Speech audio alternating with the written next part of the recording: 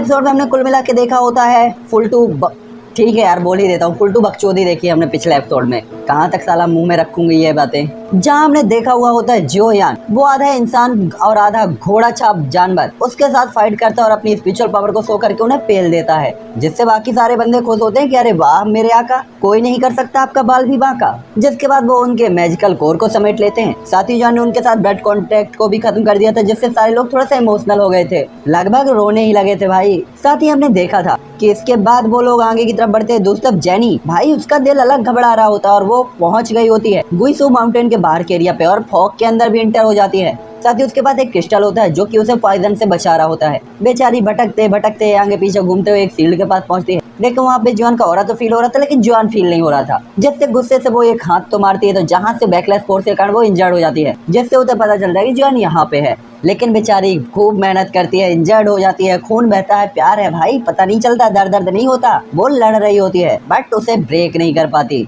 वो seal break ही नहीं हो रही थी। दूसरे जॉन लोग आगे बढ़ गए थे और वहाँ पे उन्हें 3 पैलेस दिखाई दिए थे। उन 3 में से पहले पैलेस के अंदर जाते उन्हें आधा चिड़िया आधा शेर टाइप का एक बीस्ट दिखाई देता है और उस चिड़िया छाप शेर के साथ ये लोग फाइट करने लगते हैं, जहाँ जॉन अपनी स्पिरिचुअल पावर को भी शो करता है। जिसके बाद मैं एपिसोड वहीं पेंड कर देता हूँ। तो ये एपिसोड स्टार्ट होता है जस्ट वहीं से। तो इस एपिसोड में नान एर्मिंग के पॉइजनस पाइथन और फैंग फैंग के स्टॉर्म, जॉन के spiritual angry yellow spring divine anger ने उस बीच को बुरी तरीके से तूफान में फंसा दिया होता है और चारों तरफ धुआं छा गया होता है। और यहाँ पे सभी लोग रिलैक्स करते हैं कि शायद ये मर गया, लेकिन जीइंग और ले साओलोंग अभी भी रेडी होते हैं क्योंकि उन्हें लग रहा होता है कि ये बीच जिंदा होकर बाहर आ सकता है। साथ ही फैंग फैंग हवा में ऊपर खड़ा हुआ होता है और हाथों के पैटर्न जल्दी जल्दी चेंज हो रहे होते हैं। हालांकि तभी उस हरी मिस्ट के अंदर से गोल्डन लाइट साइन होती है जो धीरे धीरे मिस्ट के बाहर आती है और ये वही चिड़िया छाप शेर होता है जिसके जो विंग्स होते हैं वो अस्त व्यस्त होते हैं, जिससे गोल्डन ब्लड टपक रहा होता है। चमकदार चेहरे का रंग फीका पड़ गया था और आंखें लाल हो गई थी। जो यानो बाकी लोगों को काफी एरोगेंस से घूर रहे होते हैं, जैसे वो कहना चाहता हो मैं महाशक्तिशाली चिड़िया सा छाप शेर हूँ, तुमने मुझे मारने की हिम्मत कैसे की। साथ ही इस टाइम पे उस लाइन की आंखों से गुस्सा साफ साफ झलक रहा होता है। जिसके बाद वो तुरंत ही कहता है ना जाने कितने साल हो गए मैंने बादाम नहीं खाई, लेकिन मेरी याददाश्त अभी भी तेज है और मैं कभी भी इतना ज्यादा एम्बेरस नहीं हुआ। आज मैं वास्तव में तुम जैसे चींटी जैसे जीवों से हार गया। और इसके बाद वो अपने पंखों को पूरे आसमान में फड़फड़ाते हुए गुस्से से जॉन और बाकी लोगों को देख रहा होता है। जिसके बाद वो कहता है मैं केवल तुम सभी लोगों को चीरने फाड़ने के बाद ही इंतजार कर सकता हूँ अपने दिल के शांत होने का। और ऐसा कहते हुए बेचारा चिल्लाते हुए जो यानो बाकी लोगों की तरफ बढ़ जाता है। साथ ही हर बार जब वो कदम रख रहा होता है तो आसपास एरिया फ्लैक्चुएट हो रहा होता है, ध्वनि मतलब आवाज निकल रही होती है आसपास के एरिया से। साथ ही उसके गोल्डन विंग बिल्कुल एक स्लॉट की तरह आगे बढ़ रहे होते हैं। साथ ही इस टाइम पे पूरा का पूरा हॉल गोल्डन लाइट से ढका हुआ होता है जो बिल्कुल एक स्लॉट के स्लैश अटैक की तरह थी। साथ ही यह गोल्डन स्लैश अटैक जैसे ही जो जान की डिफेंस सील से टकराता है तो उसके अंदर भी काफी सारे क्रैक आ जाते हैं। तभी ले साओलोंग सभी लोग की तरफ देखते हुए कहता है क्या आप सभी तैयार हैं। साथ ही वो काफी ज्यादा टेंशन में भी होता है कि इससे कैसे निपटा जाए। तभी फैंग फैंग कहता है मैं तो पूरी तरीके से रेडी हूँ। जिसके बाद वो अपने हैंड प्रिंट को चेंज करता है और एक छोटा सा स्टॉर्म उसके हाथ में क्रिएट हो जाता है। हालांकि ये तूफान छोटा सा और हल्का सा नरम सा होता है, लेकिन बस ये 5 लोग ही जानते थे कि नरम सा तूफान किस लेवल का कमीना है। तभी फैंग फैंग चिल्लाते हुए कहता 9 strong wind make the world dance. और इसके बाद ऐसा लगता है जैसे हेवन और अर्थ के बीच की सारी एनर्जी उसके हाथ के स्टॉर्म के अंदर क्रिएट होने लगी हो। पूरे आसमान में काले बादल छाने लगते हैं जो कि इनफाइनाइट बवंडर के आसपास घूमने लगते हैं। यहाँ पे छाई हुई धूप भी अपनी साइन खो देती है और आसमान बिल्कुल ब्लैक लाइन से घिर जाता है और यहाँ पे चारों तरफ से ब्लैक कलर के अलावा कोई भी कलर ही एग्जिस्ट नहीं कर रहा होता। हालांकि उस बवंडर पे टाइगर छाप ये बर्ड काफी सारे स्लैश अटैक करती है, लेकिन घंटा कुछ नहीं उखाड़ पाती। साथ ही इस बवंडर के कारण यह हॉल भी पूरी तरीके से कांपते हुए डिस्ट्रॉय होने लगता है। तभी जो जान भी तारीफ करते हुए कहता है ये स्टॉर्म तो वास्तव में बिल्कुल भगवान की तरह लग रहा है। फैंग फैंग तू सी ग्रेट हो। वास्तव में ऐसा लग रहा था इस स्टॉर्म को कोई नहीं रोक पाएगा। तभी वो बीस्ट भी अपनी पावर को एक्टिवेट कर लेता है। दूसरी तरफ जियो झान वो अपने गोल्डन टाइगर को एक्टिवेट करता है, तो दूसरी तरफ जीइंग और ले साओलोंग लेफ्ट और राइट भागते हुए अपने अपने डैगर्स को निकाल लेते हैं। दूसरी तरफ जो यान भी अपनी जगह पर खड़े हुए अपने हाथों के प्रिंट को तुरंत ही चेंज करता है और काफी ज्यादा डीप ब्लू कलर की फ्लेम उसके हाथ में इकट्ठा होने लगती है। जिसके बाद जॉन अपनी स्पिरिचुअल पावर और बेटर एनर्जी को तेजी से एक्टिवेट करते हुए अपने हाथ में एक एंग्री बुद्धा लोटस क्रिएट करने लगता है।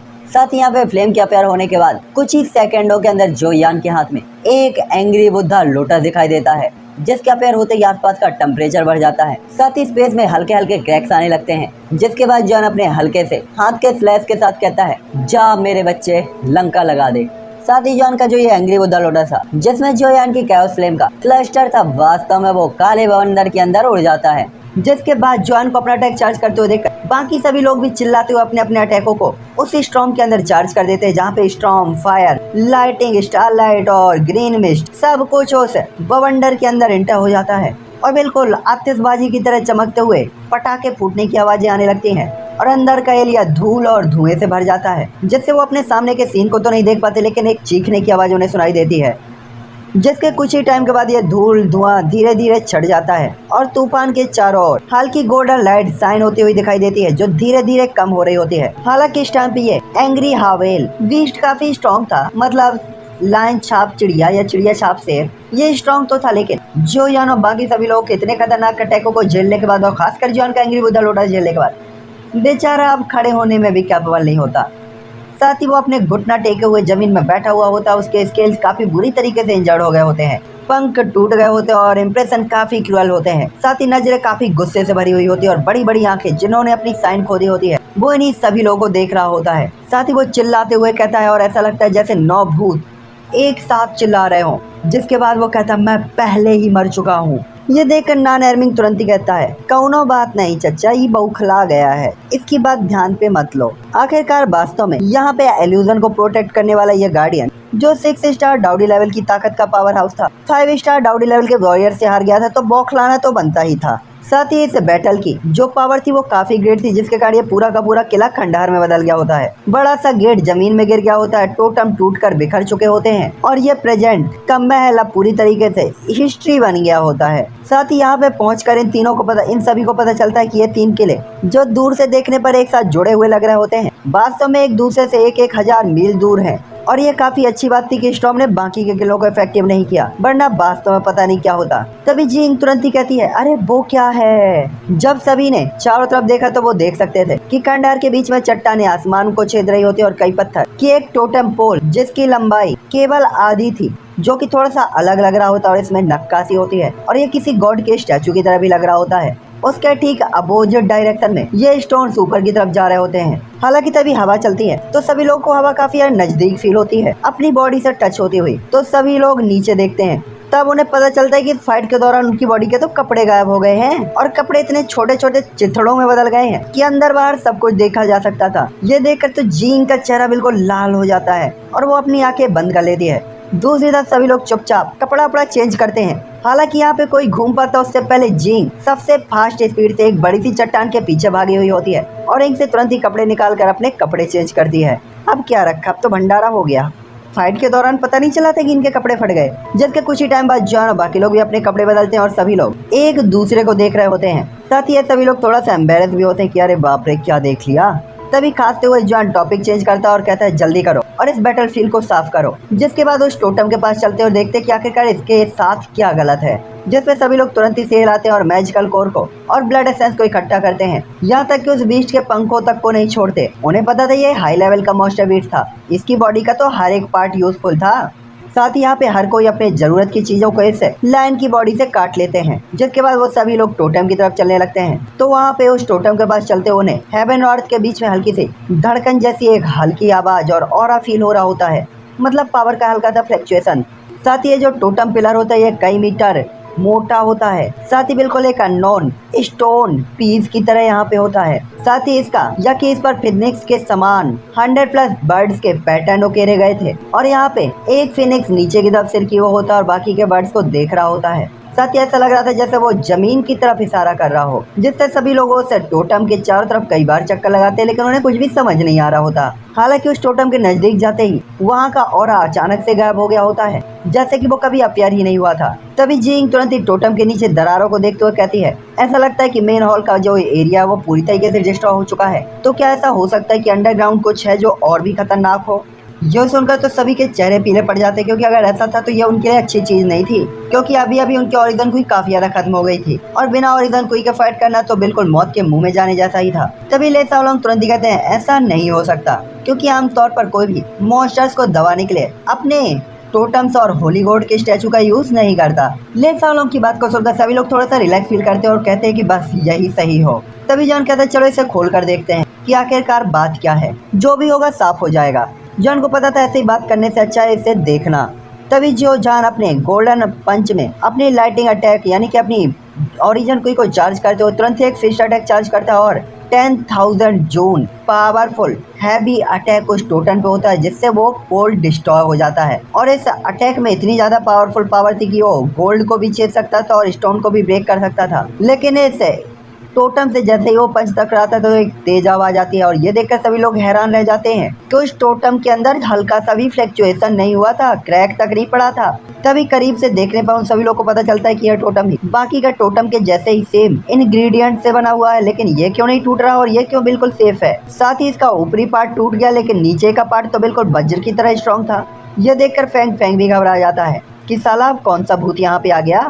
तभी जॉन कहता है इस पैलेस के अंदर एंटर होने के बाद सारे ही टोटम पिलर डिस्ट्रॉय हो गए, पैलेस डिस्ट्रॉय हो गया, लेकिन ये अभी तक खड़ा है, जिससे मैं एक चीज पे तो कंफर्म हो सकता हूँ। और जॉन के कहने का मतलब था कि यहाँ पे दो पॉसिबिलिटीज हो सकती हैं। जिसके बाद वो कहता है पहला तो शायद वो चिड़िया छाप लायन के पावरफुल रोर और उसकी पावर के कारण हो सकता है जिससे ये डिस्ट्रॉय हो गया, या हमारी एक साथ पावरफुल अटैक को चार्ज करने के कारण। तभी ले सावलोंग की आंखें सैन होती है और कहती है मुझे उम्मीद नहीं है कि ये वही है, आखिरकार हमने उस हावेल बीस्ट को तो मार दिया है।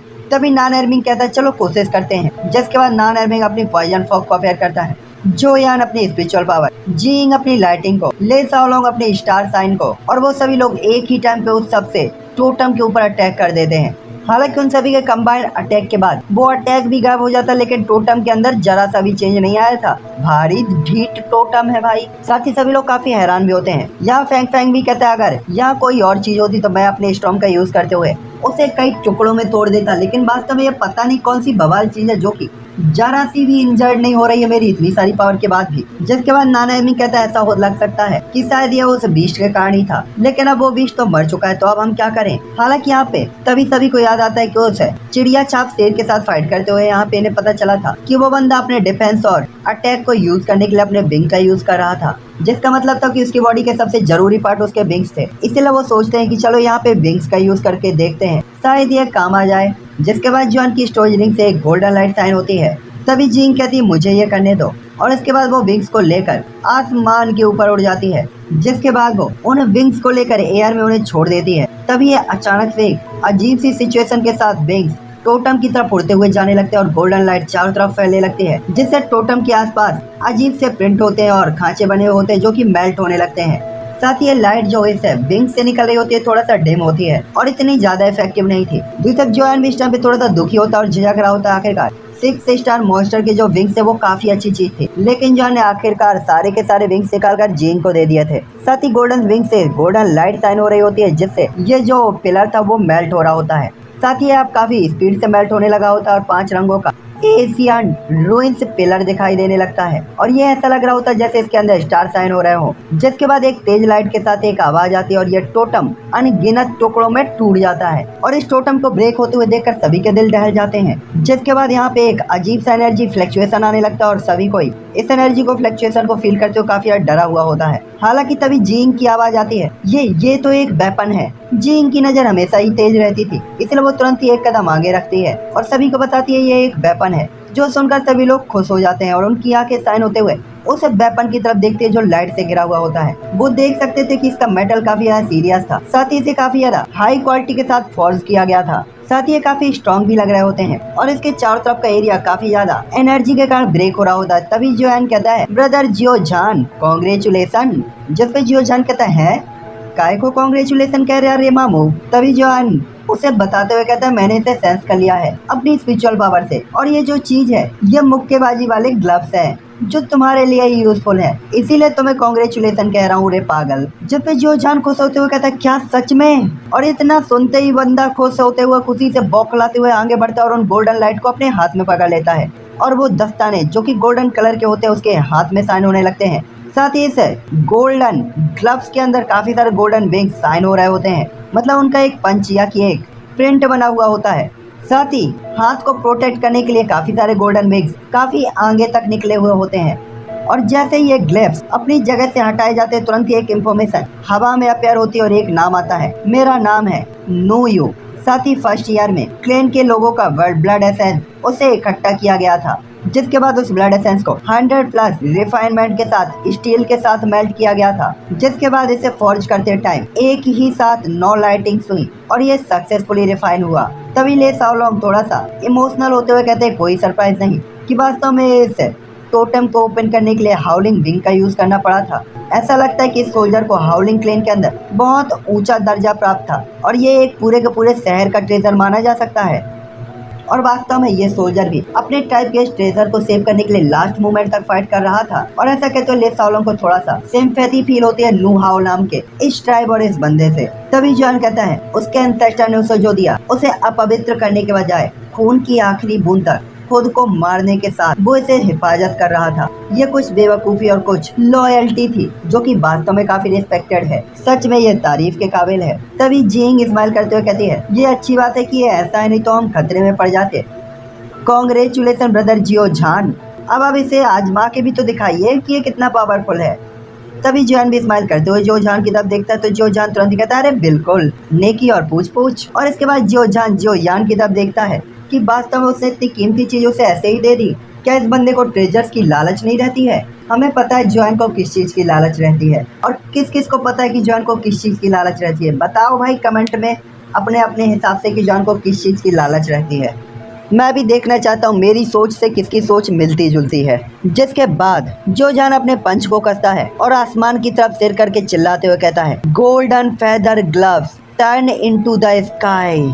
और इसके बाद आसमान की तरफ दौड़ते हुए उसके गोल्डन ग्लव्स में गोल्डन लाइट साइन होने लगती है। और इसके बाद जो जान की बॉडी के पीछे हल्के हल्के विंग्स दिखाई देने लगते हैं जो कि एक हल्के से पर्दे का निर्माण कर रहे होते हैं। और इसके बाद जो जान हवा में तैरते हुए विंग लगे हुए एक टाइगर की तरह लग रहा होता है। साथ ही एक गोल्डन टाइगर के विंग्स लाइटिंग की तरह कांप रहे होते हैं। साथ ही एक काफी फास्ट स्पीड के साथ जो जान को हेल्प कर रहे होते हैं आगे बढ़ने में। और जो जान एक ही क्षण में जो यान के सामने आ जाता है। तभी जो यान अपने आप को प्रोटेक्ट करने के लिए अपनी फायर से एक शील्ड क्रिएट कर लेता है। तभी जो जान हंसते हुए कहता है, अरे वाह हुर्रे, इसने तो मेरी स्पीड की समस्या ही खत्म कर दी, बहुत बढ़िया। तभी जो जान एक्साइटेड होकर कहता है, अब हमें यहाँ रुकने की जरूरत नहीं, चलो आगे चलते हैं। बैटल से पहले वो ज्यादातर डिफेंस के मामलों में ही रहता था, लेकिन अब क्योंकि उसकी स्पीड बढ़ चुकी थी तो वो अटैक भी कर सकता था, जिससे बंदा थोड़ा सा एक्साइटेड फील हो रहा होता है कि अब करेंगा मैं सरप्राइज सबको। दूसरा उसका ये एम्बैरेसिंग एक्साइटमेंट देखकर हर कोई काफी खुश होता है कि चलो ये इडियट कम से कम खुश तो हुआ। जिसके बाद सभी लोग उसे कांग्रेचुलेशन कहते हैं और कॉन्फिडेंट तरीके से आगे बढ़ने लगते हैं। साथ ही सभी लोग जियो फैंग को गले लगकर धन्यवाद देते हैं। तभी फैंग मजे लेते हुए कहता है, ये सब तो सही है, तुम सबसे गले लग सकते हो, लेकिन जिंग के गले लगने के बारे में मत सोचना, नहीं ऐसा थप्पड़ पड़ेगा कि ये गोल्डन पंच भी तुम्हें नहीं बचा पाएंगे। हालांकि फैंग जो कि बहुत कम बोलता था, जो यान की टीम में रहने के बाद धीरे धीरे ये भी अब बोलने लगा था और चुटकुले बीच बीच में पंच लाइन पेलने लगा था। तभी जिंग तुरंत ही कहती है, मुझे लगता है कि सबसे पहले पिटाई के लायक तो तुम ही हो, है ना? साथ ही जिंग ये काफी पोलाइटली कहती है जैसे वो बिल्कुल लड़ने ही जा रही हो। ये सुनकर हर कोई हंसने लगता है और एकदम से उनकी लड़ाई की जो ये थकावट थी दूर हो जाती है। जिसके बाद एक दिन तक ये रेस्ट करते हैं, अपनी बॉडी को एनर्जी से रिकवर करते हैं और इसके बाद ये आगे बढ़ने का डिसाइड करते हैं और अपने सामने सेकंड पैलेस को देखते हैं। साथ ही ये जो सेकंड पैलेस होता है वो व्हाइट कलर का होता है और काफी ज्यादा मिस्ट से घिरा हुआ होता है। तभी जो जान कहता है, मुझे अच्छे से याद है मामू, मुझे अच्छे से याद है आका, पिछला वाला काला कलर का दिखता था, ये वाला सफेद है, जिसका मतलब था पिछला वाला अफ्रीका के महाराज का था, सामने वाला रसिया के महाराज का है। नहीं वैसे हो सफेद तो व्हाइट हाउस अमेरिका में ना, तो अमेरिका का भी हो सकता है। खैर आगे पता चलेगा, देखते हैं क्या होने वाला है। साथ ही जो जान कहता है, लेकिन ये सच में काफी ज्यादा दूर भी है। तभी जान भी कहता है, ये सच में काफी ज्यादा अनप्रेडिक्टेबल है कि आखिरकार ये चीजें ऐसी क्यों हैं। खैर छोड़ो, इसके बारे में आप ज्यादा बात नहीं करते, बस सबको अलर्ट रहना। और ऐसा कहते हुए जान सबको बार बार बता रहा होता है कि अलर्ट रहो। और जैसे ही वो सेकंड पैलेस के पास पहुंचते हैं तो यहाँ पे मिस्ट चारों तरफ छाई हुई होती है और ऐसा लग रहा होता है जैसे वो कोई सपना देख रहे हो। काफी मिस्टीरियस लाइट चारों तरफ होती है और ये बिल्कुल एक अनरियलिस्टिक जगह की तरह लग रही होती है।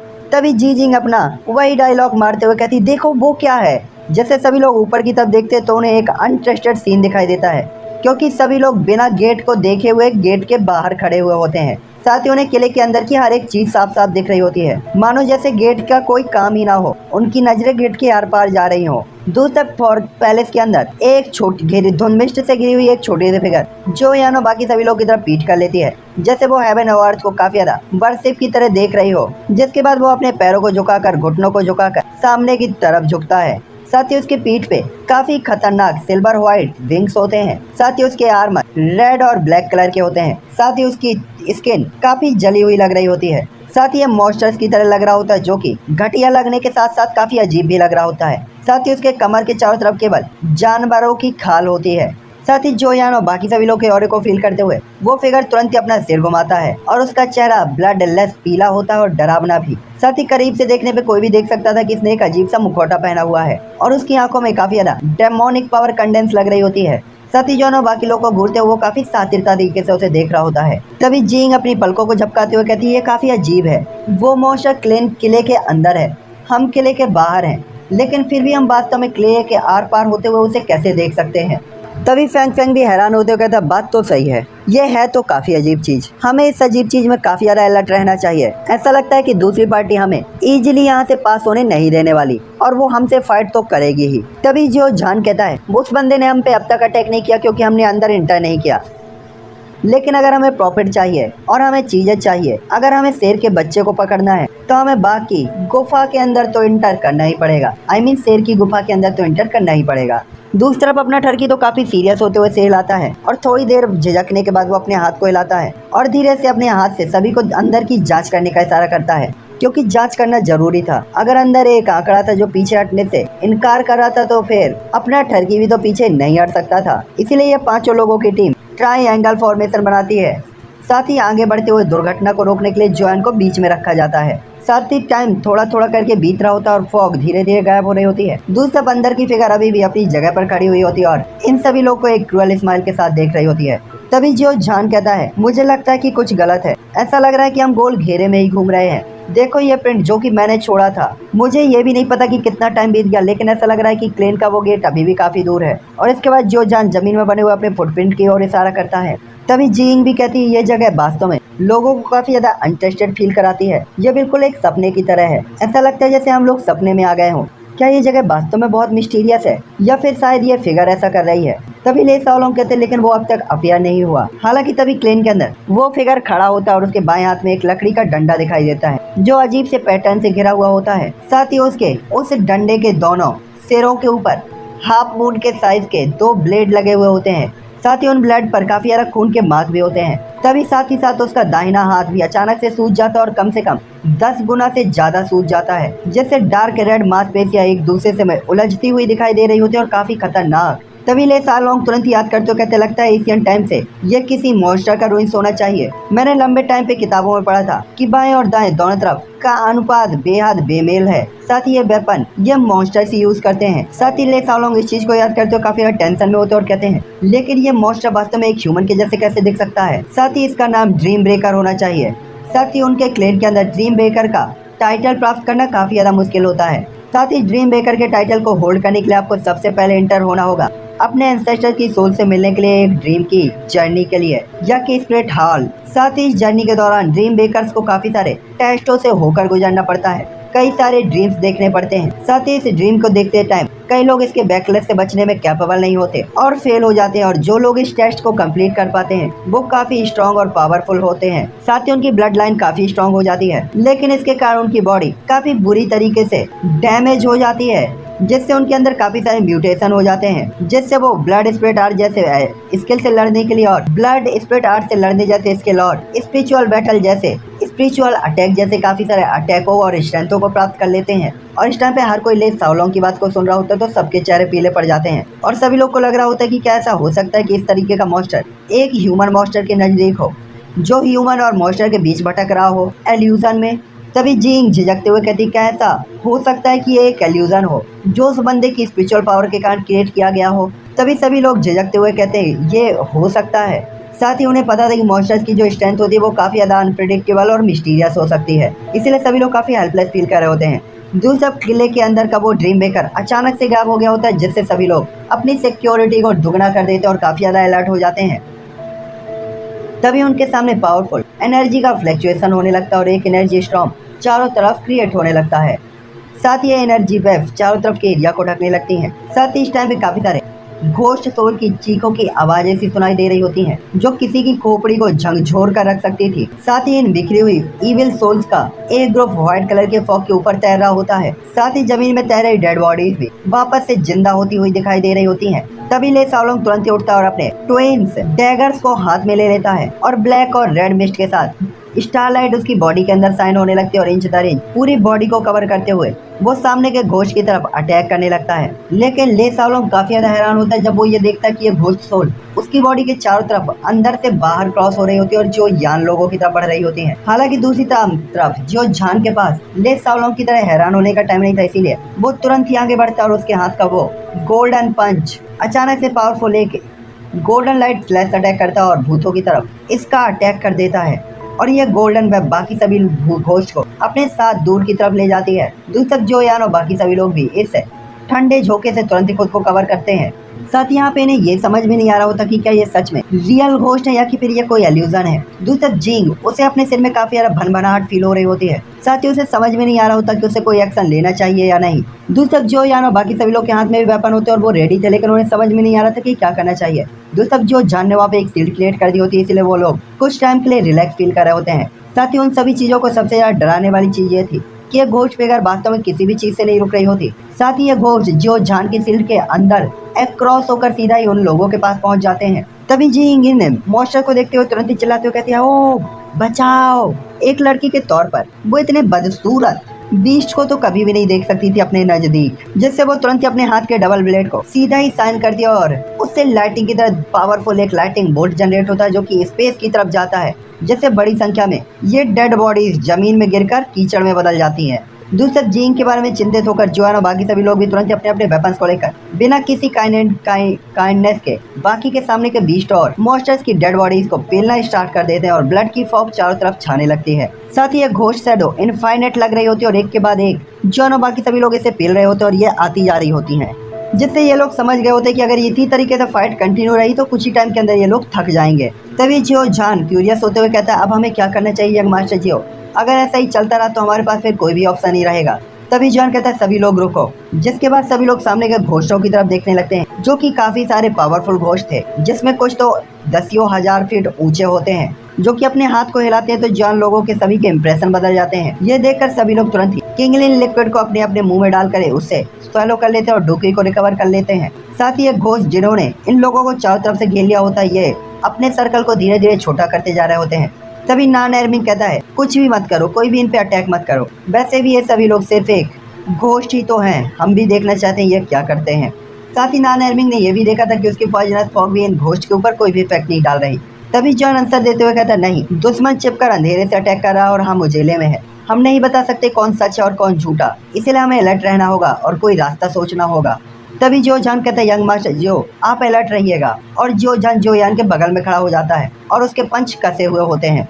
साथ ही वो जोयान को अपने पीछे रखे हुआ होता है। तभी अचानक हवा में एक कोल्ड स्माइल की आवाज आती है और एक लकड़ी की छड़ी हवा में आगे की तरफ आती है, जो कि इसके सिरे या की पीक के ऊपर हाफ मून की तरह एक ब्लेड होता है जो खून से सना हुआ होता है। ये देखकर ले सालोंग चौंकते हुए कहते हैं, ड्रीम बेकर, और तुरंत ही एक कदम आगे बढ़ाकर तुरंत वो कहते हैं, अलर्ट रहो सब कोई, और स्टार लाइट साइन होने लगती है और नान एर्मिंग फैंग फैंग जिंग तुरंत ही जो यान को घेर लेते हैं और एक साथ अटैक करते हैं, जिससे ड्रीम ब्रेकर वापस से डिस्ट्रॉय होकर पीछे की तरफ चला जाता है। तभी जिंग कहता है, मैं भी यही कहूंगी कि हमें इतनी आसानी से हार नहीं मानना चाहिए। जिसके बाद वो देखते हैं कि ये भी एक घोस्ट ही था। जिसके बाद जिंग अपना पसीना पोंछती है। हालांकि जैसे ही अभी जिंग ने अपने बात को कंप्लीट किया ही था, तभी एक चिल्लाने की आवाज के साथ एक और ड्रीम ब्रेकर का अटैक जिंग की तरफ होता है और ये अटैक जिंग से टकरा पाता कि तभी एक गोल्डन टाइगर अपने विंग्स को खोलता हुआ सामने की तरफ अपेयर होता है, जो गोल्डन लाइट को बिखरा कर उस अटैक को डिस्ट्रॉय कर देता है। और इस टाइम पे हालांकि ड्रीम ब्रेकर के 2 हिडन अटैक अनसक्सेसफुल हो गए थे, लेकिन अभी भी सभी का दिल काफी ज्यादा स्ट्रेसफुल हो गया होता है, क्योंकि उन्हें पता था कि इससे बचाव करना वास्तव में काफी बड़ा सिर दर्द है।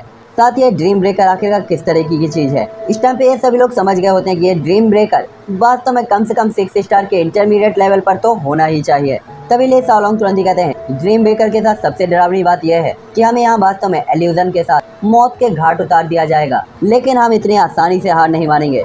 साथ ही 2 हिडन अटैकों के बाद ड्रीम ब्रेकर एक बार फिर से दिखाई नहीं देता। साथ ही यहाँ पे चारों तरफ घोस्ट सोल इकट्ठा होने लगते हैं। दूसरी तरफ जो यान और बाकी लोग अभी भी जरा सा भी आराम करने की हिम्मत नहीं करते, क्योंकि किसी को भी नहीं पता था कि ड्रीम ब्रेकर कहाँ पे छिपा हुआ है और कहाँ से कब उनके ऊपर अटैक कर दे, जिससे तो उनका अलर्टपन थोड़ा सा और बढ़ जाता है। साथ ही एल्यूजन के अंदर सबसे बड़ी चीज यही होती है कि आप ये पता नहीं लगा सकते कि कौन सी चीज एल्यूजन है और कौन सी चीज रियल, जिसके कारण अगर आप अलर्ट नहीं रहते तो आप फेल दिए जा सकते हैं, जिसके कारण ये सभी लोग काफी ज्यादा स्ट्रेस में भी होते हैं और काफी ज्यादा मजबूर भी। साथ ही घोस्ट काफी ज्यादा होते हैं और वो कंटिन्यू उन्हें घेरते जा रहे होते हैं, जिससे इनका दायरा और सर्कल छोटा होता जाता है और एक निश्चित लिमिट तक फील हो जाता है। तभी अचानक एक और चीख की आवाज सुनाई देती है और जुआन के सामने फैंग फैंग ब्लड के तालाब में गिर जाता है। उसकी आंखें खुली हुई होती है, लेकिन वो अच्छी हालत में नहीं लग रहा होता। ये देखकर जुआन चिल्लाते हुए कहता है, नहीं।